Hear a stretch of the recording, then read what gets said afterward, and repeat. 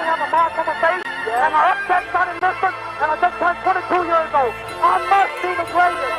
I told the world, I talk to God every day. The God's with the king, no matter you're just the same. I shook up the world. I shook up the world. I shook up the world. I shook up the world.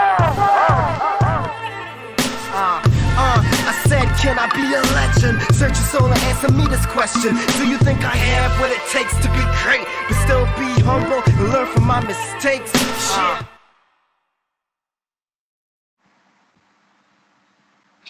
Good night and welcome to another episode of This Just In. I'm Marsha Boys, and we're going to do things a little bit different tonight because, as well, you may or may not know, most of us must know, we had the NFC Championship as well as the AFC Championship in the NFL yesterday. And one of our co-hosts might not be feeling, the best right now as the Green Bay Packers unfortunately suffered. They were tormented, they went down, they were beaten, they were defeated. All of those adjectives you can put in there. So I am going to put Justin Marl on the spot right out the gate. Justin, now is your time because I'm not going to do this too often. But I think you might find this cathartic. Now is your time, Justin, to rant and wave. Take it away. Do we really have to rant and rave here? Apparently, yes, I do, because they are indeed my Packers if anyone has claim or ownership of them. And it's been hard today when you sit down and watch ESPN and all the major networks because it feels like only one game played when there were indeed two. But so let me get past my initial hurt and really break down. And the biggest part for me is, as usual, people will look to assign blame. And too often, I think analysts have pointed out to Matt LaFleur going for a field goal with, I think, about 2 minutes and 5 seconds to go in the game, being down by 8 as the reason that we lost. And I want to say that we lost long before that game, and there are 3 key factors. And I'll start with the least and come forward. And the last will probably shock any and everyone, including Packers fans. But let's go on this painful journey here. So let's start with the obvious. Kevin King, Mike Pettin, and the defensive play call in the last series, the last drive, Tampa Bay's last drive right before the first half. Even before that touchdown play, the play before Will Redmond drops what I can only call a dolly of an interception. Now, a lot of people are not bringing it up. I'm not sure why, because that ends the possession right there and then. But here now is the real kicker, when we really should have been forcing him to kick, oddly enough. So, what a lot of people forget, Tampa Bay Buccaneers were lining up to punt the ball, and Tom Brady whispers into Bruce Arians' ears to go back on the field for a fourth down play. Everyone knows the Tampa Bay Buccaneers, particularly Bruce Arians, likes to take deep shots because he's an aggressive coach, and Tom Brady being an aggressive quarterback, he is. With that being said, then, so when I saw them come back on the field, you would have to know there's not a quick 5-yard out looking for field goal positioning, not to get down the field for a field goal. You had to know that they were taking a shot in the end zone. So me, in my limited football knowledge, thought that this was a clear situation to come out in a zone, a prevent defense, with no less than 2 safeties back. Lo and behold, Mike Pettin comes out playing man-to-man with 1 high safety. So not only did the coach put our players in an extremely bad position, but then on top of that, Kevin King lined up with their fastest receiver, and is not, as Mina Kimes correctly said today, he's not even deceptively fast. He is known as a burner. You give him a free release off the lane, no problem. But then all the time, and you have to know that Tom Brady is taking a deep shot. Your eyes are in the backfield. Why are your eyes in the backfield when your primary job, covering Scotty Miller, is not to get beat deep? And, well, clearly no one told Kevin King that was his job. And that's not the only time at which Kevin King was terrible, because early in the first drive, I think Tampa Bay scored in that very first possession. He got beat deep again. Eyes in the backfield, letting Mike Evans get behind him when he is the last player or the last player on the field for an easy score. So that's one.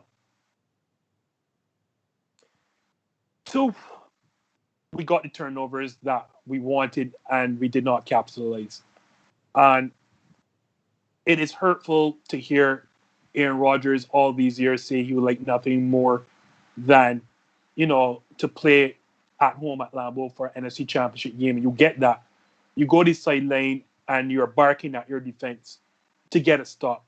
And not only did you get a stop in the second half, you got about 3 of them because Tom Brady did not play well in this game. Make no mistake, Tom Brady was absolutely dreadful in that second half, and you got 3 interceptions, 2 of which you did not convert on, or you did not turn into points. So without getting to Matt LaFleur's strange call of going for a field goal with 2 minutes and 5 seconds left, the real culprits in this game are Aaron Rodgers and Matt LaFleur. And they can show you all over the place. When we destroyed Los Angeles Rams, we stuck to what our offense is, which is a balance of run and pass. Like, we have been, I want to say, the best in terms of time of possession. We have led the league in time of possession. And you don't lead the league in time of possession if you're just throwing the football or quick strikes. You lead the league in time of possession by running the football, and that is what the Green Bay Packers do.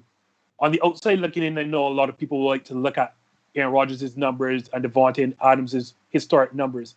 But a lot of people forget Aaron Jones was the 4th leading rusher in this league. There's a reason for that. We are a well-balanced offense. And if you tuned in on Sunday for a pregame show, the first thing I told Brian Bolster and Joe Morley is that the one thing the Packers cannot do is allow the Tampa Bay Buccaneers, like week 6, to make them one-dimensional. And unfortunately, that's what they did. A lot of people will say Aaron Rodgers had a good game. That's not the case.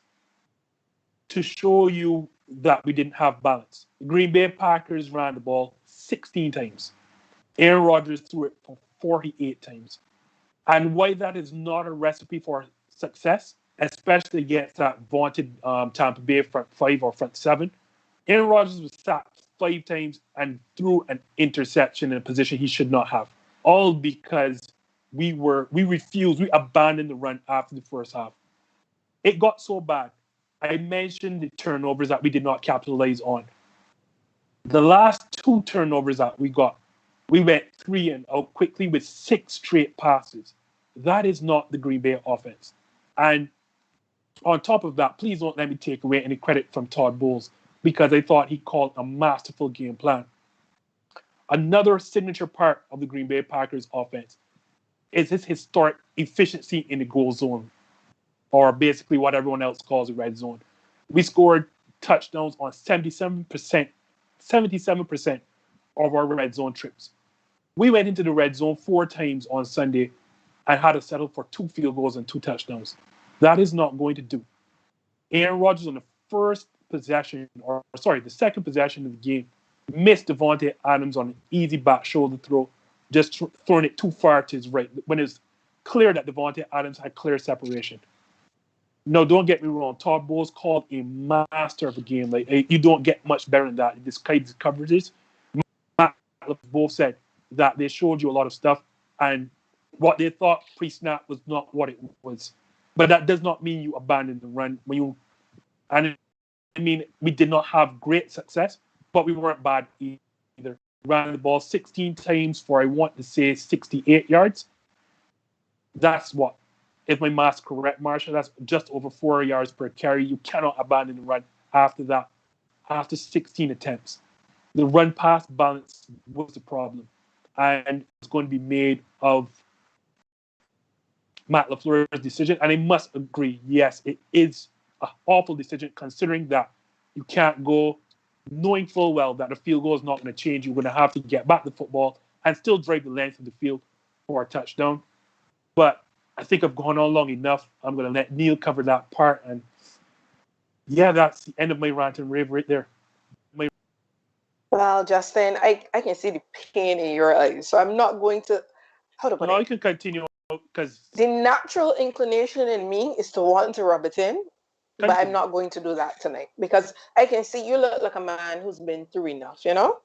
You definitely do. Sorry, I came across like I know you can't really hear the emotion in my voice, but I lived through it. I So was saying, good night, everybody. First things first. I was about to say that I was disappointed in this rant because this was very reserved rant, but I kind of understand where it comes from. I'm not going to rub it in because, no, yeah, I'm prepared. I understand it.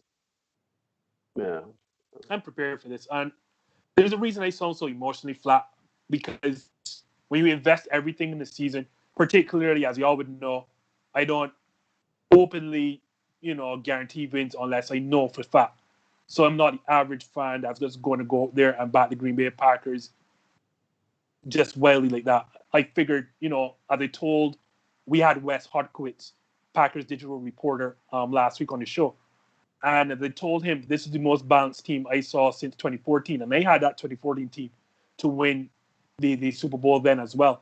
So it is that I'm emotionally drained. I really am emotionally drained after the entire season and after last night.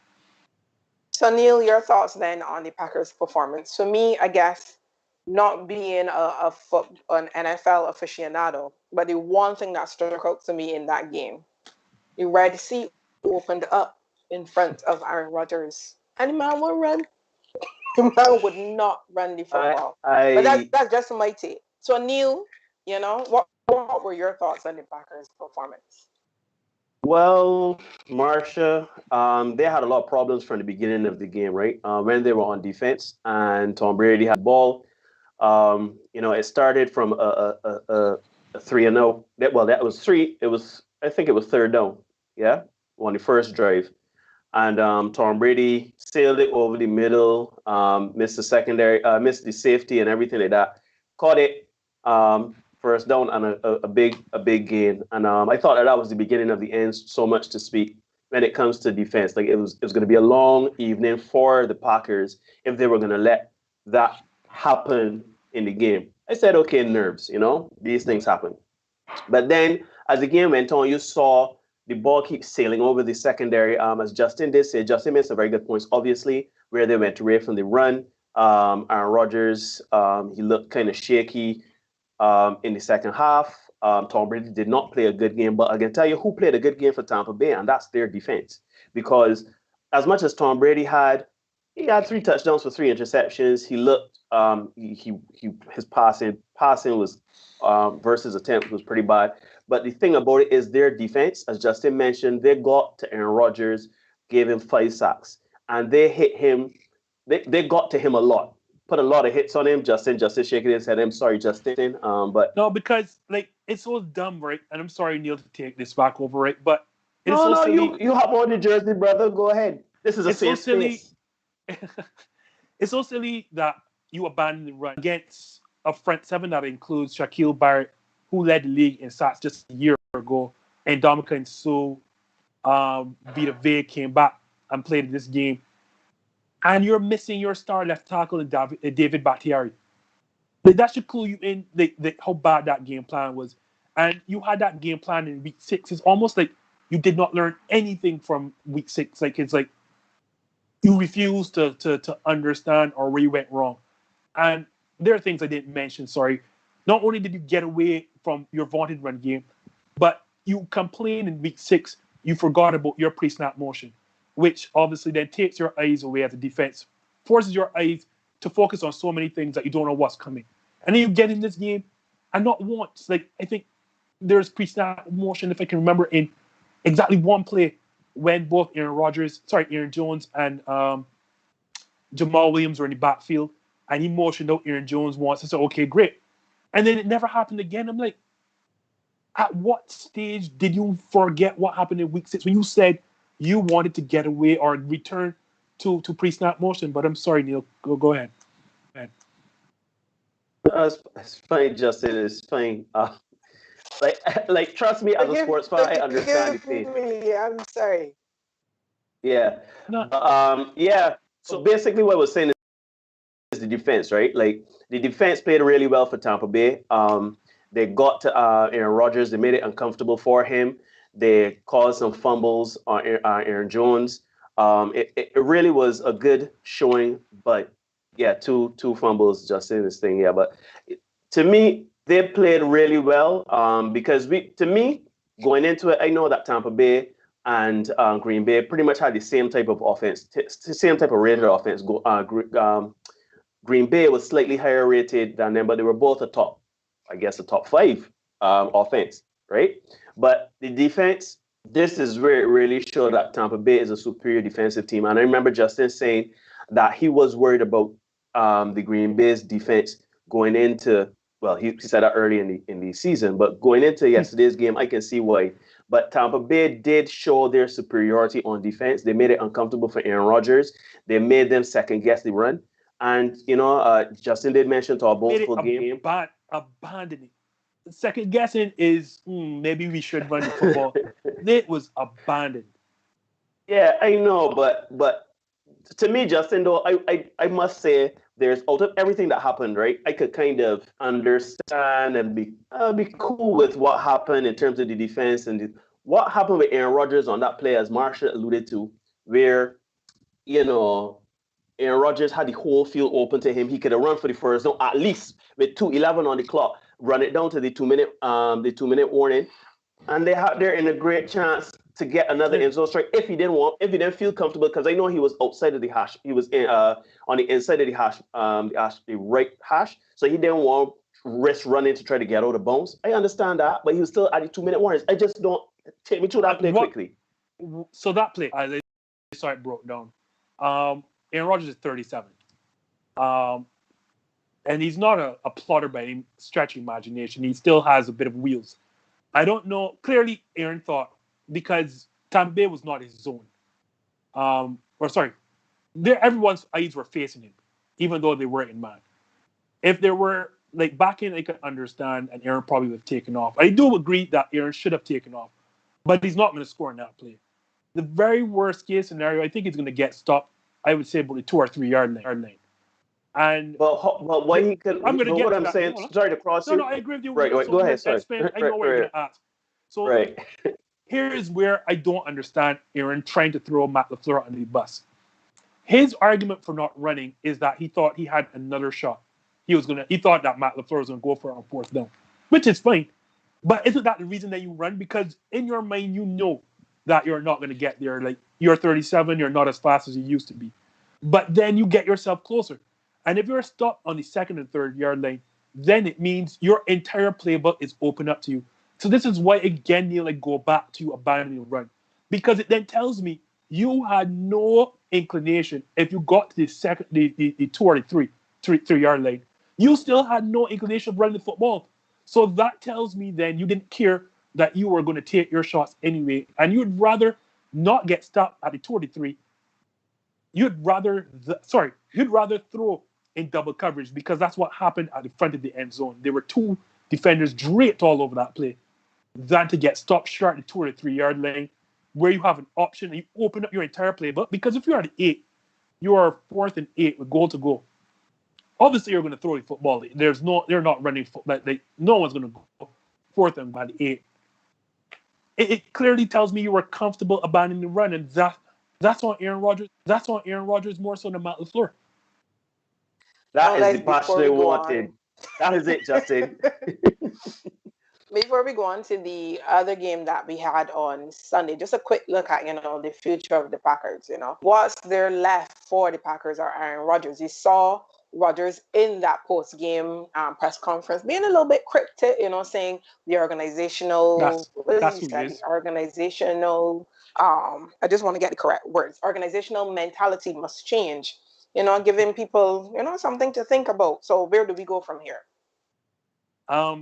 Of all my time back in the Packers, and it has been since, I want to say, 93, 94, this is the most precarious offseason. And I'm not just saying that because we have a show now and I want to sound like, I am being like a hyperbole. And this is including the offseason in which we pushed Brett Favre out through the door for Aaron Rodgers.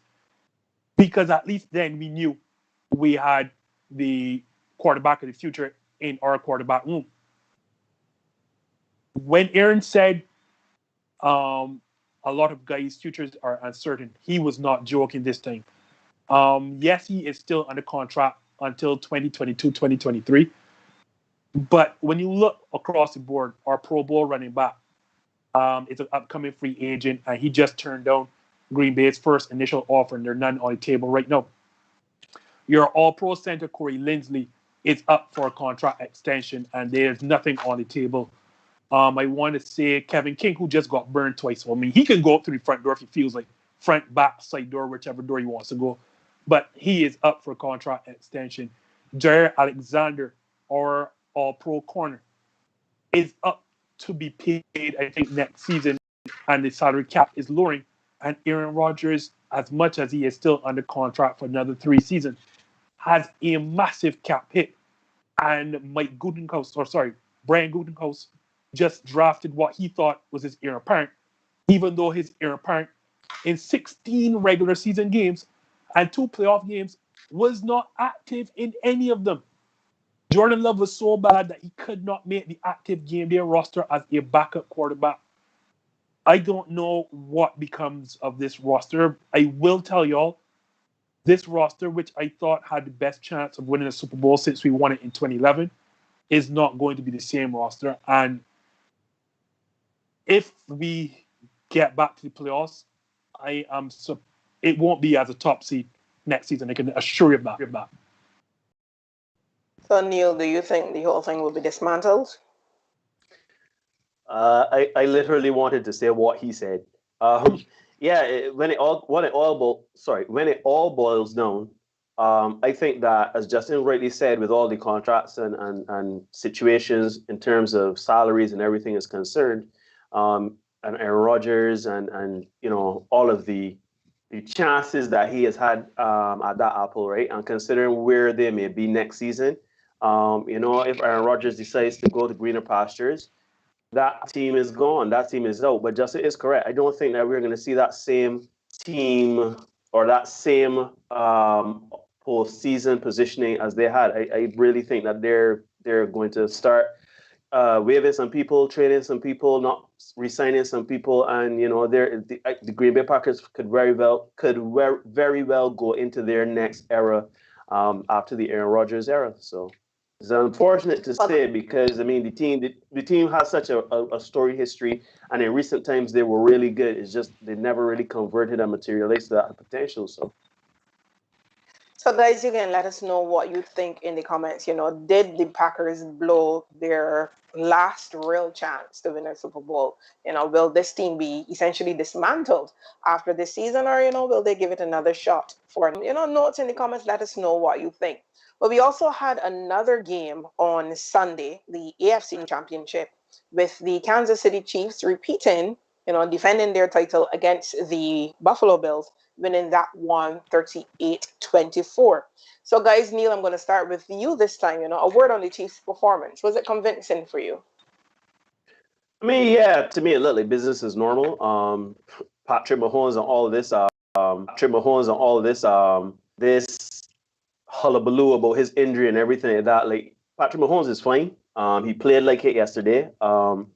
The Chiefs' defense was great. Their offense was great. They got anything when they wanted, how they wanted it. To me, is the beat goes on. I mean, granted, I can understand a lot of Chiefs fans and a lot of people around the NFL had concerns about Patrick Mahomes' health and everything like that, with all the conditions going on, everything like that, his toe and the concussion. People were worried.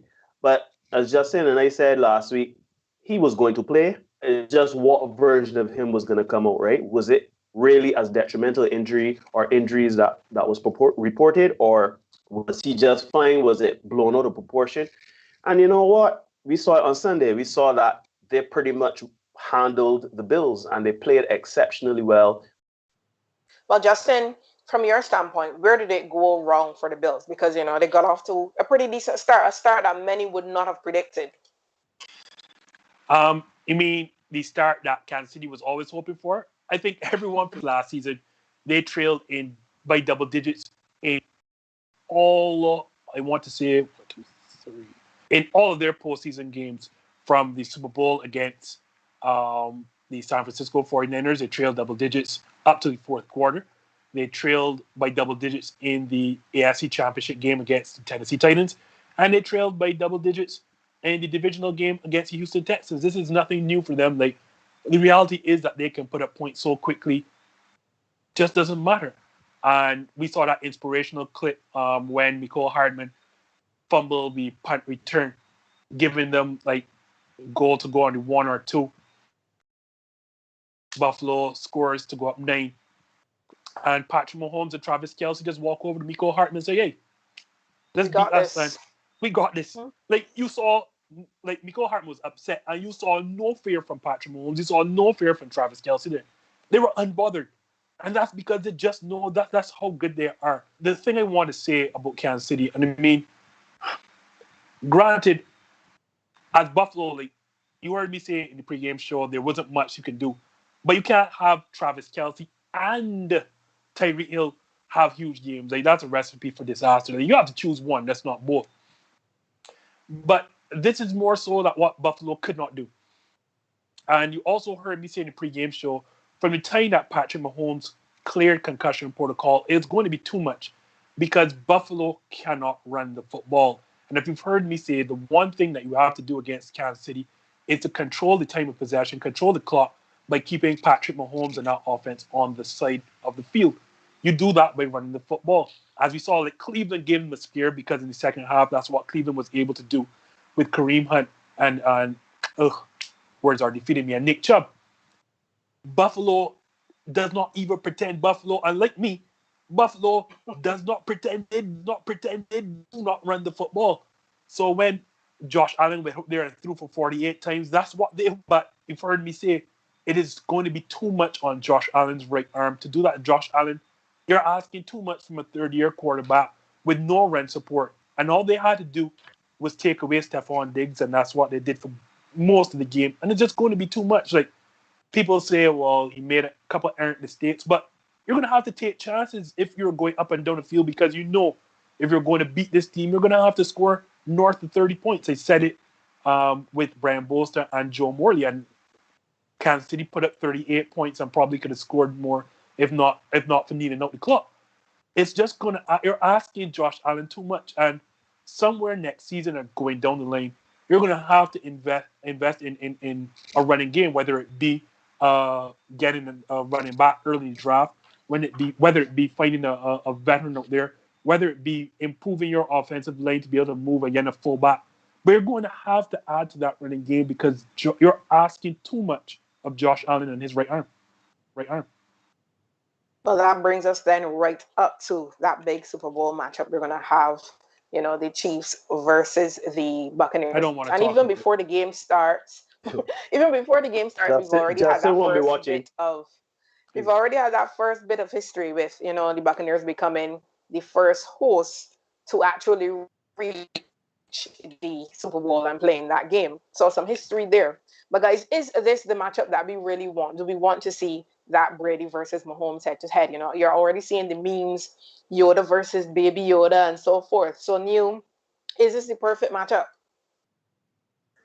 I could run through my answer. I really want to see Justin ask this question, but yeah, like I think that from a perspective of the student going up against the master, the heir apparent, versus the goat. Like, I mean, I think it is something people will want to see. I don't know how much you're gonna want to see it come Sunday though, because you know that Kansas City steamroller is a big steamroller. But you know what? I think that you know everybody does want to see this. You're gonna get a lot of eyes on it. Tampa Bay is making history. Tom Brady is going after more history.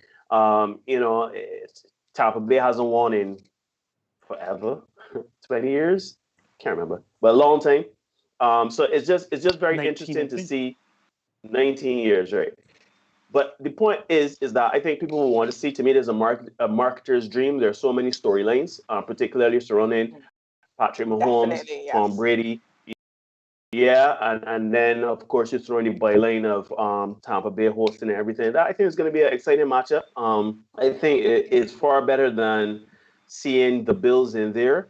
Aaron Rodgers going up against Patrick Mahomes. was going to be built similarly, but obviously because Tom Brady is a greater quarterback than Aaron Rodgers. Sorry, Justin.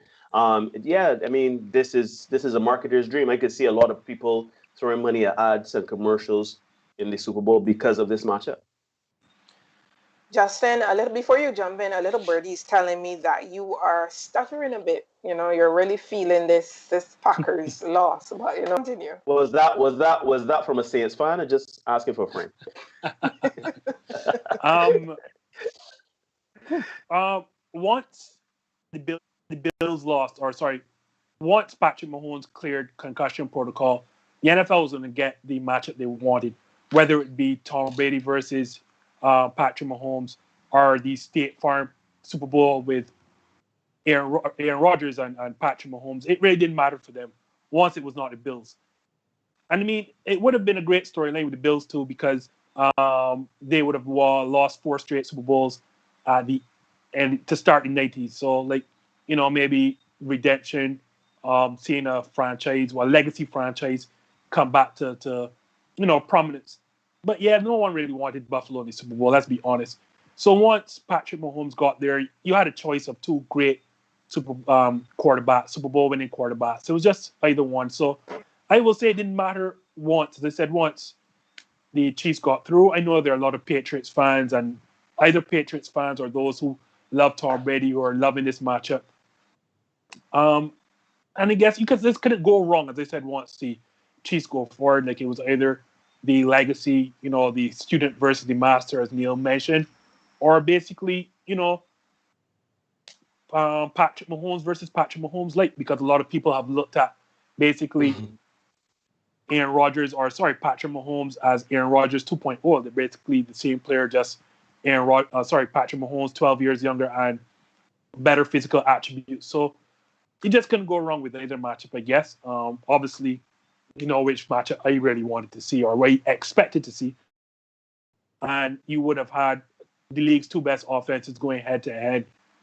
It just wasn't meant to be. And I guess it's a better storyline, as Marsha mentioned, having, Tampa Bay being the first home team to host the Super Bowl, Tom Brady being his 10th, blah, blah, blah, blah, blah, blah, blah, yada, yada, yada, yada. So, yeah, that. So this one is being billed as, that battle of the quarterbacks. But at this stage, do you think there's anyone else or any particular aspect that might play the spoiler in this one? So here is this, Marsha. I'm glad you almost, because they forgot about this point. They really want to make strongly and to show up the NFL's racism. You didn't see me bringing this here around to that. Oh, here we go. Look at you hiding things from the production meetings. Yes. So, yeah, I had this special tidbit. We sit down, and I also said on this show countless times, quarterbacks get too much credit and too much blame for victories and defeats. If there are 2 men to credit for these 2 teams, these respective teams being in the Super Bowl, look no further than the coordinators. Neil said correctly, Tampa Bay's defense is the difference in that game, and their defensive coordinator is none other than a black man, Todd Bowles. We talk about Kansas City's offense. Who is their offensive coordinator? None other than a black man, Eric Bieniemy. People will say, well, Andy Reid calls the plays. Guess who designs them during practice and draws them up? Eric Bieniemy. So now you're looking, the reasons that these 2 teams are in the Super Bowl, on one side Todd Bowles, the other side Eric Bieniemy, and these 2 men are not getting head coaching jobs. Weird, isn't it? So yes, Marsha, for me, that is the unsung or the unspoken about matchup. You have a man like Eric Bieniemy, who the entire world wonders what has he done that he can't get a head coaching job, and Todd Bowles, who, yes, he had a head coaching job before in New York Jets, but who really wants their first coaching job to be in New York Jets, and he has not been able to get back to the head coaching rank since. And these are the 2 men that basically have their teams in the Super Bowl. And Neil, for you, any potential spoilers coming up? Spoilers, I think, well, first things first, let me say, I think that the person to watch, if we were to talk about difference makers, it's funny you say outside of Tom Brady and Patrick Mahomes, but I really do think that this is all on Tom Brady, right? Because are we going to see old man Tom Brady, or is Tom Brady going to turn back the hands of time and be that Tom Brady from 10 years ago, right? Because we look at the defense for the Tampa Bay Buccaneers, we look at the defense for the Kansas City Chiefs, right? We look at the offense for both teams. They have weapons. I could go down the line, right? They have so many weapons. They have great coaching staffs, right? Great head coaches. But to me, at the end of it all, will Tom Brady show up and actually lead them to the promised land? Now, we know Tom Brady, he's 6-9 right now so far. Well, yeah, 6-9 so far. So you can make it 7-10 or whatever. He is the GOAT. However, to me, Tom Brady, is he going to play like last night? Because if he does play like yesterday against the Kansas City Chiefs that played yesterday too, and how they're looking, they may get very far out of that Super Bowl. However, if Tom Brady does, settle down, he obviously has that front protection. He does have that pocket. You know how Tom Brady loves it. He stays down in the pocket. He can assess the field or whatever. If we can see Tom Brady focus and actually scan the field and hit his primary targets, I actually think that Tampa Bay could pull it off. But again, I don't want to call out Tyreek Hill because we know about the weapons from Kansas City, both on offense and defense. We know about the stars and studs on Tampa Bay's offense and defense. But what's the linchpin to all of this? Who can make or break this? Tom Brady. Tom Brady can make Kansas City have a bad night, or Tom Brady can have Tampa Bay have a bad night. It really all hinges on Tom Brady for me in this Super Bowl. So here it is, Marsha. You wanted something else other than Tom Brady, Patrick Mahomes, and my two black coordinators. Here's a name I'm going to throw out to you. If the Tampa Bay Buccaneers want to win, and I don't have them winning, and not because I am salty for a particular NFC Championship game, the name to look out for are the two, Ronald Jones and Leonard Fournette. You've heard me say this all season. If you're going to beat Kansas City, you're going to have to keep them on the sidelines. And by doing that, you're going to have to run the football, because it's one thing that Kansas City cannot do. They cannot stop the run. Ronald Jones was not used well. Let me not say that. I thought, if anything we did defensively well yesterday, is that we were prepared to stop the run. And we did that quite well, especially against Ronald Jones, who was a very hard running back to get done with one tackle and on first contact. If the Bucs win this game, it won't be because that Tom Brady is the person winning it. It will be because Ronald Jones and Leonard Fournette were the people who kept Patrick Mahomes, Tyreek Hill, and Travis Kelce on the sideline. So, guys, let us know in the comments what you think. Who will be the linchpin for this Super Bowl matchup coming up between the Chiefs, looking to defend their title, and, of course, the Tampa Bay Buccaneers at home. Have some debate. Let us know who you think will take this one away. As well as, who will really be responsible for that victory at the end of the day. Now, I'm just going to switch gears here a bit, moving away from the NFL, because we've had a lot of NFL for the past. Please, I've turned on TV and all I have seen, it is like only one game played. Like I've all seen. Yes, we know you were still hurting, and it really, really hurts. Please, so to save you an entire hour of pain, we're going to switch it up a bit. Now, this would have been a normal year. Yesterday, or over the weekend, we would have crowned the Australian Open champions in tennis. But here we are, 2020, what year is this? 2021. 2021. Following on from I know coronavirus has been long, but 2021. My calendar This is January 25th. This is January 25th, part 2, 2020. Funny enough, sorry to cross you, Marsha. This has been the fastest January for me ever in the history. But the scientists did say that the Earth's rotation is speeding up, but that's a whole other discussion. You know me. Other discussion here, and we're not going to get into that today because I know Justin will be chomping at the bit for a conspiracy. But to focus on tennis now, we would have had the Australian Open champions being crowned. Things a bit different this year. The tournament is gearing up to start in a matter of days, but the build-up for this one has been somewhat controversial. Coronavirus has meant that life as we know it in sport has changed somewhat, and there are various restrictions and procedures that need to be followed. Of course, a lot of tennis players had to be placed in an extended quarantine leading up to the Australian Open. Because coming into the tournament, one of the stipulations was for this tournament to happen in Australia, which essentially had their coronavirus situation under control, any flight that had a positive test coming out of it, the entire flight would have had to be in quarantine. And as expected, it happened, and you saw, a good set of players being quarantined from those chartered flights. And of course, the players had issues with it. There were concerns about, these restrictions are too strict. There's no need for us to be locked down in a hotel room for 14 days. We can't get on the court, etc., etc. Some took to social media, complained about the food, etc. So, guys, your thoughts on this build-up? Do these players have a case, so to speak, were the restrictions too strict, or is this, par for the course if we want to have sport in a COVID-19 environment? Justin, I'm going to start with you. And end with me too, because these players are crazy. No, here's the only thing I want to hear, the only case that they have is if they were told or were not told about these strict protocols coming into Australia. That's the only thing I want to hear. And in certain situations or circumstances, that would appear to be the case.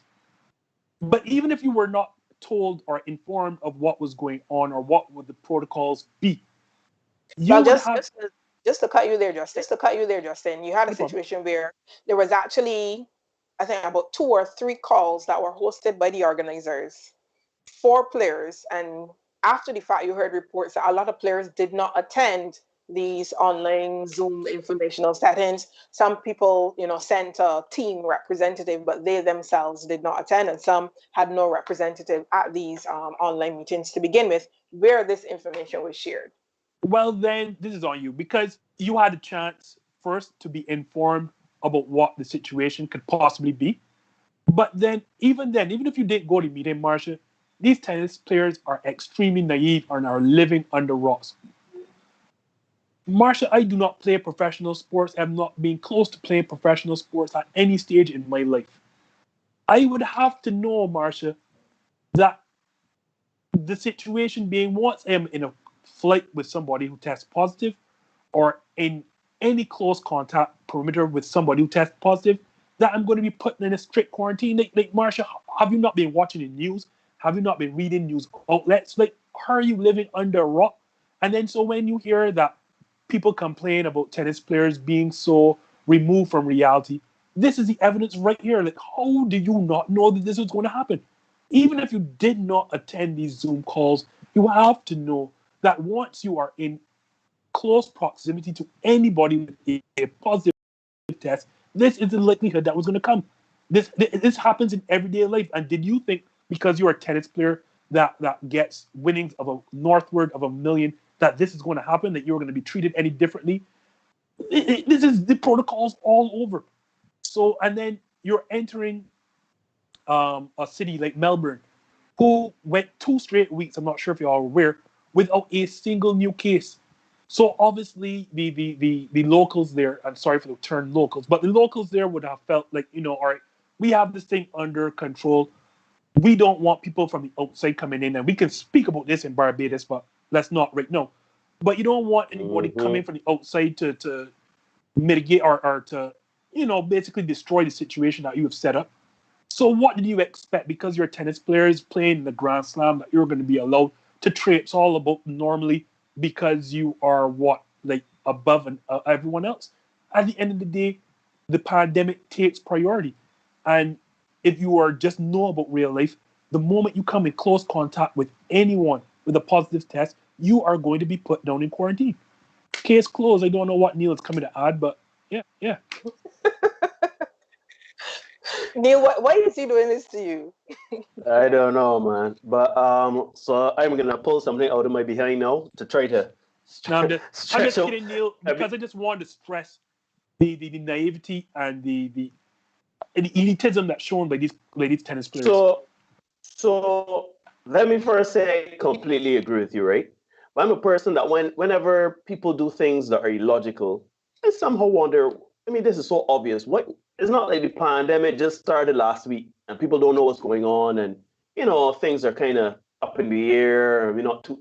Like, you know, this has been around for a year. You know what it is. You know what it. You know, we know more information today as a layman than we did 6 months ago, a year ago, right? So, to me, in these times, it makes me wonder why would they think that they have some grounds to be complaining and want to cry down the protocols and the procedures. No, I was thinking maybe because you're restricting the amount of people at the open, right? In terms of personnel, in terms of fans, in terms of various things.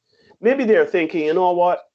The damage is not going to be so much in our biosecure environment. In our biosecure environment, it's not going to be as bad, right? We're going to pretty much have a limited amount of people. We're not going to have any fans. We're going to be restricted between matches. We can't go anywhere, etc., etc., etc., etc. So why are we being so strict with these protocols and everything like that? And I was wondering to myself, you know, even if that was your prevailing mentality, to think that because there are no fans and because there are less personnel that you have a leg to stand on to say that the protocols are harsh, that's nonsense. Because at the end of the day, this is taking lives. And it is taking lives, granted, not at a huge clip of the world population, but at the end of the day, still, it is so random with the victims that they're taking, and it's not an easy ride to go through. I don't understand why they would think that these protocols are not in place for a reason. Justin made mention that Melbourne had 0 cases in 2 weeks. Why you feel you could come and offset that because somebody on your plane was positive and you may or may not have it? Well, you want to play those odds? I want to say first things first, Larry King, the famous CNN anchor and journalist and reporter and everything like that, who has had a storied career, worked up until his death. He passed away at 87 due to coronavirus. This man had 2 heart attacks. This man had cancer and survived those. Up until 2017, he had a heart procedure. This is a heart. I had 2 heart attacks already. He had a heart procedure and he survived that as well. But Corona got him. Granted, he's 87. Granted, he's an old man and but you know what? At the end of the day, the cause to health of the people that are in that category of being vulnerable is so high. Why would you risk it? This is for your safety. This is for your team safety. This is for your like you're making $1 million. So what? You risk your health, even if you want to think selfishly, if you want to think insular, you only think about yourself. Like, and this is for tennis. This is sorry, not for tennis. Let me make it seem like I have a problem with tennis. This is for a No, no, but Neil, but it's understood. It is for like let's call it for what it is. It is for tennis. No, I didn't want to say You didn't tennis want to to make call it seem like I have a bias against tennis, right? perfect. But really or truly, this is against a sport. This is lives versus a sport. You come in on a plane, the procedures in that country is if somebody on that plane has a positive case, if one person on that plane has a positive case, then everybody shut down for 2 weeks. What's the problem? What's the issue? You're tested, you're retested. You know within 2 weeks that the symptoms will show up after 2 weeks. You know, some people are asymptomatic. You know, all of these things. The layman in all of us knows this. Was it problem? What is the problem? So I understand the need to play. I understand the need to play for money. I understand the competitiveness. I understand. I understand. Granted, I never played professional sports, but I understand as a even an amateur basketball player, I knew the feeling of I really even all know because we can't here in Barbados play sports, right? I want to play basketball so bad. I'm a weekend warrior and I want to play basketball so bad. I miss this sport. I miss playing it, right? But I am going to sit my tail at home. Why? Because I don't want to get sick. I don't want my family to get sick. I don't want my friends, family's family. I don't want anybody to get sick. So why do you think that you could come because you are a big name tennis star that you should be exempt from a country's rules? It's 2021. Everybody knows about coronavirus. Sheesh. And I thought I had a rant and rave today.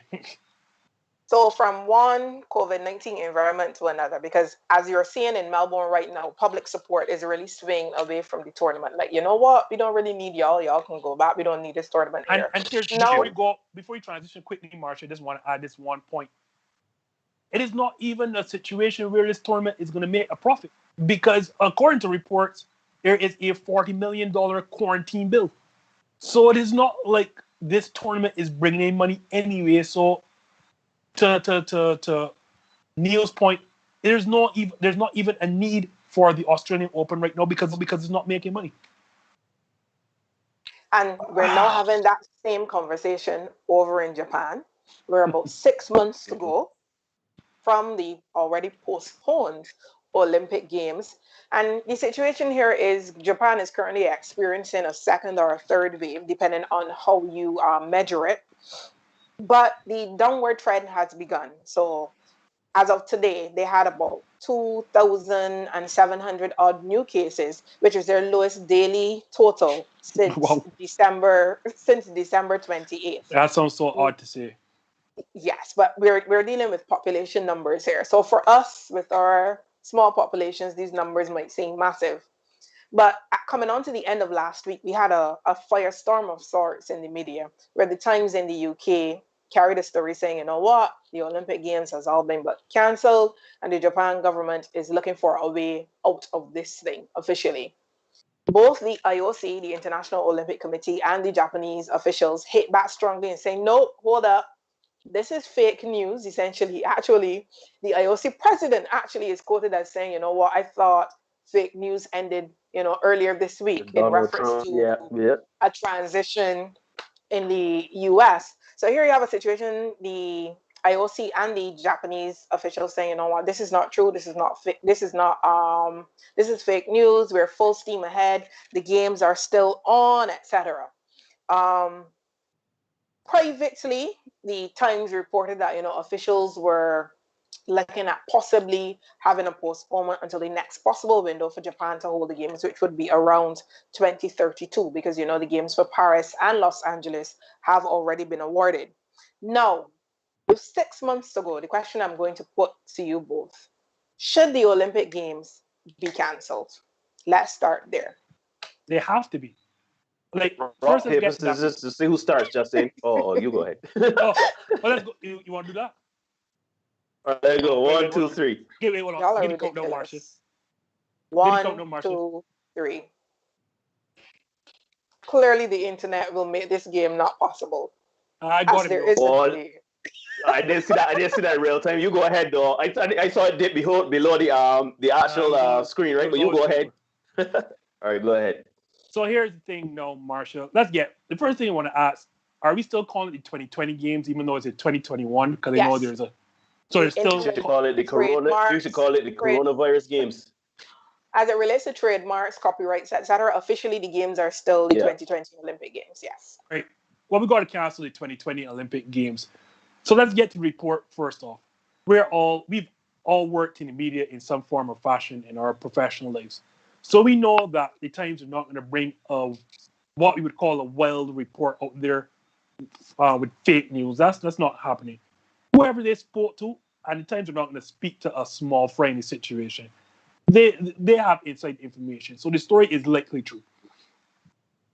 This is posturing at its best. Just like when a couple months ago the Houston Rockets said they're not trading James Harden, they're moving forward with him, and I told y'all there's no way that's happening.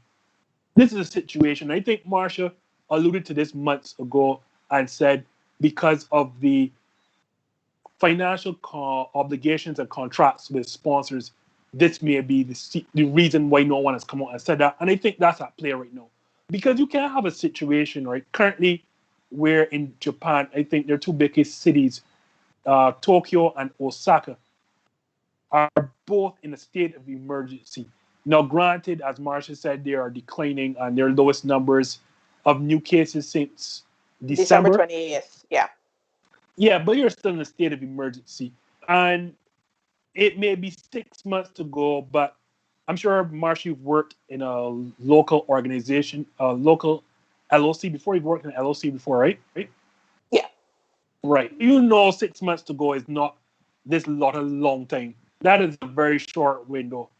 These games have to be canceled because what you're going to do, you're going to create one big petri dish to spread the entire coronavirus across the islands of Japan. That's all you're basically doing when you have this. There is no way, and we've seen it right now.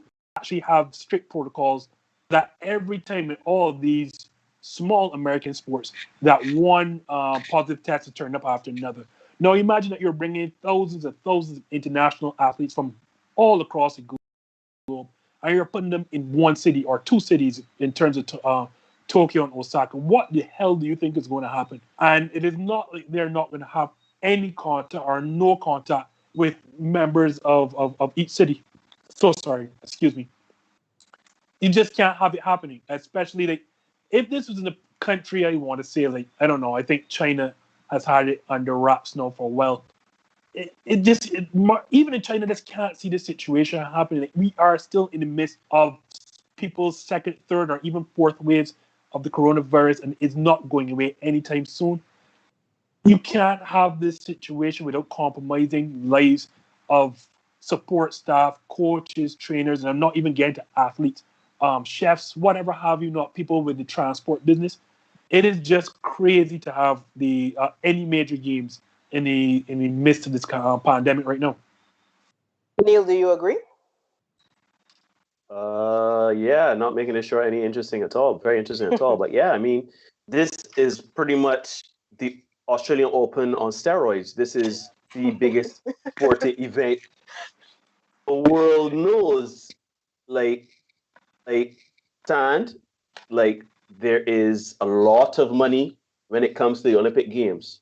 I understand the host country stands to make a lot of money. I understand there are a lot of people, there are a lot of athletes. I think the only thing that makes me feel sorry in this regard is the athletes. You now have to wait if you cancel the games and you wait until the next Olympics, which would be 2024. You essentially, your window, your athletic window could be gone. You can miss your opportunity to fulfill your dreams and perform it on the largest possible stage for your discipline. I feel really sorry for the trainers. I feel sorry for their individual and collective contingencies when it comes to these events.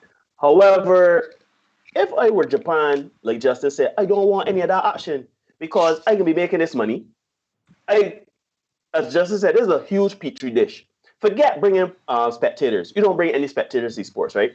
Let's say you leave home the families, you only bring the essential people, the athletes, the trainers, the support staff, the people that run these arenas, everything like that. And Barbados is 21 officials that they like to bring with the athletes. But continue, Neil. But there you go. I'm glad you bring that up because there are a lot of inflated numbers when it comes to these Olympic Games. But let's keep it to the bare minimum that the people only who have to go to the Olympic Games go. The possibility of any of them testing positive is still a high probability. It is still, forget the athletes, they're in fine condition. They more than likely have the immune systems to deal with the coronavirus, right? So, God being good as He is, death, let's say death would not come to many, if any, athletes, right? The training staff would be the people, the ancillary staff would be the people that you have to worry for, the coaches, everything like that. Fine. But the moment it gets into Tokyo, it gets into Osaka, it gets into the community in Japan. Why would Japan want that action? And the other side of it is, why would you want to carry back home coronavirus to your country? Why? Because you go into Japan, as Justin said, they're in states of emergency. You're going to catch corona. You're going to go back home if you're ousted early, right? You go home with your symptoms, whatever. You put it in your community. So now places that don't have huge community spread, they now have community spread. Look at a place like the US. The US usually brings how many athletes to the Olympic Games? And they've added more disciplines. And they've brought more disciplines. So now that's more, because America like to be in everything. So they're going to be in everything. The US is not a place that I would want come into my country en masse with athletes and trainers and support staff and everything like that with their coronavirus to my country. Say that loud for other people to hear. Yes, because I wouldn't want the US and Britain coming into my country en masse. I really wouldn't. And there are the two largest delegations that will be coming. So, and people may argue if you don't have the US, you don't have the UK, what's the sense of having the games, right? Like in terms of sponsorship and watching and viewership and everything like that, right? Because if you got the US watching, that's millions, if not, that's millions of eyes. The Olympic Games can't take place without an American team in this current iteration. The amount of money NBC spends on television rights, billions of dollars. And the IOC can't afford to see that money just say, well, the US ain't coming, we ain't coming, forget that. We'll take our billions off the table. I am just saying there's no winning here. If we have talked on this show about the coronavirus in the micro levels. We've talked about small leagues. We've talked about small events. We've talked so much about the micro of it all. And what do we say? When it came to baseball, we said cancel it. When it came to the NBA, we said we should cancel it. When it came to the NFL, we said it should cancel. Australian Open, we should cancel. We're talking about if we should put on the Olympic Games. Well, I don't understand. I understand people are greedy. I understand people want to make money. I know that a lot goes into the Olympic Games. What were we doing? What were we doing? What were we doing? Why we started to think like the Olympic Games? This is the World Olympic Games. Hundreds of people, thousands of people are going to be there that need to be there. And the risk of infection, whether it be to Japan or going back to other countries, is too high. And we talk about second strains. We're talking about mutations. We're talking about vaccines now having to catch up to different strains. What are we talking about when we talk about the Olympic Games? Yes, I think it should be canceled. I am sorry, it has to be at the detriment of these athletes that put in all of these hard works and had their high hopes and dreams over the last how many ever years since they were children.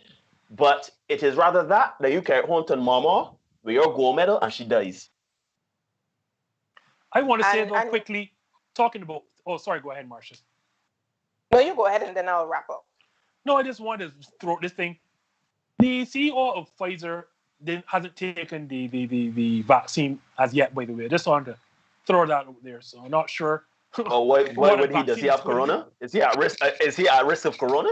He's on an island somewhere sipping Mai Tais. You don't have to worry about that. Or well, guys, as it relates to, we're not having that discussion. The official word is vaccines should go to those who are most at risk first, and they would take a back seat. That is the official corporate statement. But as it relates very well done, Marsha. As it relates to the Olympic Games, this is definitely a topic we're going to have to revisit because there are so many other considerations. If we do go ahead, what will an Olympic Games in these COVIDian times, as I like to call them, what will that look like? Will we have no fans? Will events be reduced? Because you have the situation where some of the qualifying events for the Olympic Games haven't been able to take place. So for some activities and some of the disciplines, you don't even know who has qualified for the games as yet. There's also the debate of whether athletes should be given priority for vaccines in their respective countries. That's a whole other kettle of fish there. Then I'm glad Neil mentioned athletes who've worked, really hard preparing for this. But we also have another disparity at the global level where, because of coronavirus, there are some athletes who haven't been able to train for almost a year. So they're at a disadvantage because in some countries, competition training did not stop, particularly some states in the US, etc. They kept training, etc. Some places in Europe, training didn't stop. You actually had meets being held this summer. The Diamond League, took place. Whereas here in the Caribbean, let's go to our neighbors, Jamaica. Jamaican sporting facilities closed in March and have not officially reopened yet. These athletes are at a significant disadvantage as compared to their counterparts. And this is a point that is really hammered home by our friends and colleagues at the Drive Phase. They're based in Jamaica and they're seeing it firsthand. How will our athletes fare if an Olympic Games is really to go ahead? And then when you think about it, though, on the flip side, for some athletes, this is their livelihood. If I don't run at the Olympics, I don't get my bonuses. I don't get my new contract. Some who are now trying to get a contract. So that's like telling people, you know what, don't go to work. There are many of us faced with the notion of not having to go to work because of COVID. We're still going to go because we have to eat.